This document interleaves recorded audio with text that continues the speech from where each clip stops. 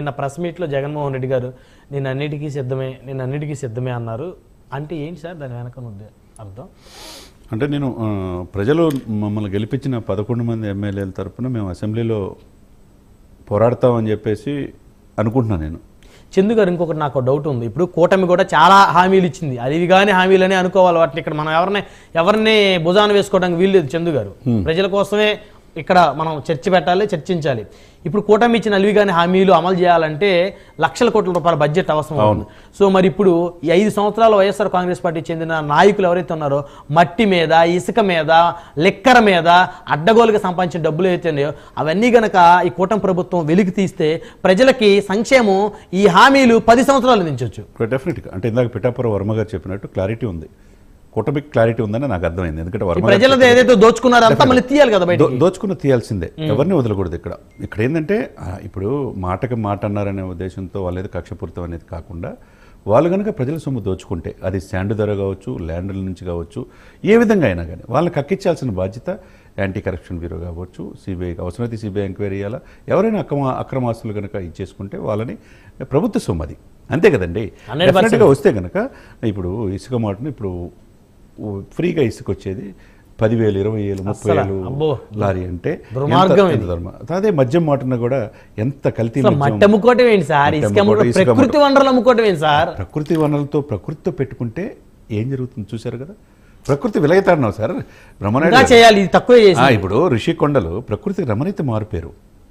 ప్రకృతి ఎర్రమట్టి దెబ్బలు ప్రకృతి రమణీయతకి మారిపోయారు. చారిత్రక సంపద, ఆ సంపదని కూడా కరిగిచ్చి మేము ఏదైతే చేసినా కరెక్టే అనుకుంటే పిచ్చి మందు తీసుకొని వచ్చి ఆన్లైన్ ట్రాన్సాక్షన్ లేకుండా ఓన్లీ డబ్బుల ద్వారా రోజు గోతాలు సంచులు డబ్బులు కుక్కుకొని ఈ వైకాపా నేతలు వారి ఇళ్లలో పెట్టుకున్న డబ్బులన్నీ కూడా ప్రజలకి కల్తీ మద్యాన్ని దాగించి అవునవును వాళ్ళ లివర్లు పాడైపోయేటట్టు వాళ్ళ ప్రాణాలకి ఈ ఉసురు ఊరికే పోతుందా సార్? ఇదే కదా పరిణామం. అది ఒకటి బ్రహ్మనాయుడు గారు ఇందాక మహేష్ చెప్పినట్టు దాంట్లో వీళ్ళంతా కూడా 30,000, 40,000, 50,000, 60,000 హైయెస్ట్ మెజార్టీ నాయకుడు 70,000. అంటే ఎవరు ఊహించిన విధంగా బంపర్ మెజారిటీ ప్రజలు చీ అన్నారు. అసలు ప్రతిపక్ష హోదా వద్దన్నారు వైసీపీకి. అదే సమయంలో రాష్ట్రంలో ఉండడానికి వీల్లేదన్నారు. మీరు దోచుకున్న మా డబ్బు మాకు ఇచ్చి మీరు వదిలి వెళ్ళిపోండి అన్నారు. రైట్. అదే సమయంలో ఈ 11 మంది మెజారిటీ కూడా మనం చూసుకోవాలా. అవునా చూడాలి. ఖచ్చితంగా 11 మందిలో హైయెస్ట్ ఎవరికి వచ్చింది? 61,687 నాయకుడికి వచ్చింది. జగన్మోహన్ రెడ్డి గారికి అభినందించాలి. ఆ తర్వాత మత్స్యలింగం అరకు ఎస్టీ 31,877 హైయెస్ట్ అదే. అబ్బో. ఆ తర్వాత 19,338 పాడేరు ఎస్టీ విశ్వేశ్వరరాజు. తర్వాత చూసుకోండి 5,200 తాడిపత్రి చంద్రశేఖరు. మీతో డిస్కషన్ ఎర్రగొండ వస్తుంటాడు ఆయన 5,200. తర్వాత బూచేపల్లి ప్రసాద్ దర్శి 2,456. అది ఆల్మోస్ట్ కూటమి గెలవాల్సిన సీటు. ఓరావరి ఖర్చు 100 కోట్లు ఖర్చు పెట్టారు అక్కడ దర్శి. 2,456 మెజార్టీతో బూచేపల్లి గెలిచాడు. తర్వాత బద్వేలి ఎస్సీ దాసరి సుధ 18,567. ఇకపోతే రాజంపేట అమర్నాథ్ రెడ్డి 7,016. తర్వాత మంత్రాలయం బాలనాగిరెడ్డి 12,000. ఆలూరు విరూపాక్ష 2,831. తర్వాత తంబాలపల్లి ద్వారకనాథ్ రెడ్డి 10,103. తర్వాత పొంగనూరు పెద్దిరెడ్డి 6,095. పెద్దిరెడ్డి గారు గెలిచారా? గెలిచాడు, చివరిలో గెలిచాడు. అంటే ఈ చూడండి ఎంత పరాము. వీళ్ళు కూడా లిటిల్ బిట్ మార్జినే ఈ 11 సీట్లలో కూడా. నిజంగా అవును. ప్రజలు ఏ విధంగా తీర్పిచ్చారు దీన్ని బట్టి ఒకటి సార్. అసలు జగన్మోహన్ రెడ్డి అనే వ్యక్తి మాకు వద్దు అనుకున్నారు సార్. మూకమ్మడి పులివెందుల్లో కూడా 60,000 అంటే నిజంగా నైతికంగా పరాజయం చెందినట్టు అక్కడ. అంటే పులివెందుల ప్రజలు కూడా ఇక్కడ వద్దు అన్నారు. చూడాలి, కాలం చూడాలి. అంటే ఆ పాత్ర పోయినసారి 90,000 పైచిలకు మెజార్టీ, ఇప్పుడు కేవలం 60,000 మెజార్టీ. అంటే బహుశా నెక్స్ట్ టైం పులివెందులు ఓడిస్తారేమో. నెక్స్ట్ టైం ఆ ప్లేస్ షర్మిల గారు పూర్తి చేస్తారేమో. చేయొచ్చు. ఆవిడ పాపం మంచి ఫైర్ బ్రాండ్. కాంగ్రెస్ కూడా పుంజుకుంది కదా ఇప్పుడు ఎలక్షన్స్ లో. రేపు కాంగ్రెస్ ఎమర్జ్ అవ్వచ్చు ఆంధ్రప్రదేశ్. అంటే చందు గారు ఒక డిస్కషన్ జరుగుతూ ఉంది.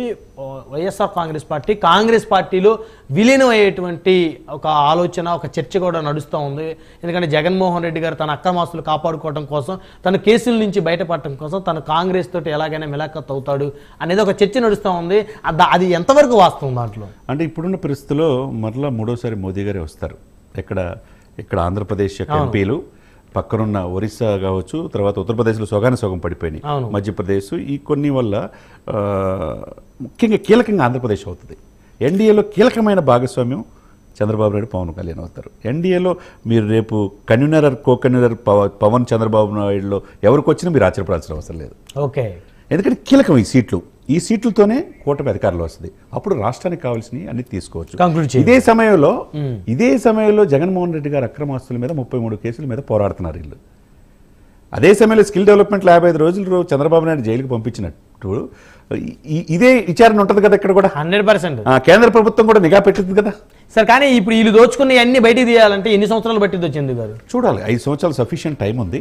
దాన్ని ఎవరైనా తప్పు చేస్తే చట్టం దృష్టిలో ఎవరు తప్పించుకోలేదు సార్. తాత్కాలిక విరామమే తప్ప ఫైనల్ గా వైఎస్ఆర్ కాంగ్రెస్ పార్టీ కథ ముగిసిపోయింది అంటారు. కథ ముగిసిన అధ్యాయంగా కనపడుతుంది మన ప్రస్తుతం. కాంగ్రెస్ లో కలిసిపోతుందేమో. ఎందుకంటే నేను ఒక్కళ్ళు కూడా స్పందించడం అంటే కాంగ్రెస్ స్వీకరించాలిగా సార్. ఇప్పుడు ఈ మెజార్టీలు కూడా చూసి ఆ 11 మందిలో ఈ మెజార్టీలు చూసి నిజంగా ఎవరన్నా వైసీపీ ప్రతినిధులు వచ్చి పార్టీ తరఫున మాట్లాడితే ప్రజలు నిజంగా అసలు ఈ 11 మంది కూడా ఉంటారా లేకపోతే వీళ్ళు టీడీపీలోకి వెళ్తారా వాళ్ళకి వెళ్తేనే భవిష్యత్తు ఉంటుంది. ఎందుకంటే జగన్ గారితో ఉంటే భవిష్యత్తు ఉండదు. ఇప్పుడు కాంగ్రెస్ లో రావడానికి కూడా వాళ్ళ సిస్టర్ ఒప్పుకోవాలిగా. అదొకటి కారణం ఉందా లేదా? సో అన్నా చెల్లెలు రాజీ పడతారేమో సార్. ఏదో చూడాలి, వేచి చూడాలి ఏదైనా కానీ. రైట్. మొత్తానికి చందు గారు ఏదైతేనేమి ఒకటి ఫైనల్ గా మనం అహంకారంతో విర్రవీగేటువంటి ఎంత పెద్ద నాయకులైనా నేల కొరగాల్సిందే. కేసీఆర్ గారు, జగన్మోహన్ రెడ్డి గారు ఇద్దరు కూడా ప్యాలెస్ల్లో కూర్చొని పరిపాలించి ప్రజల్ని కలవకుండా కనీసం ఎమ్మెల్యే మంత్రులు కూడా అపాయింట్మెంట్ ఇవ్వకుండా ఒక నియంతల్లాగా పరిపాలించినటువంటి ఇద్దరు నియంతలు నేల కొరిగారు.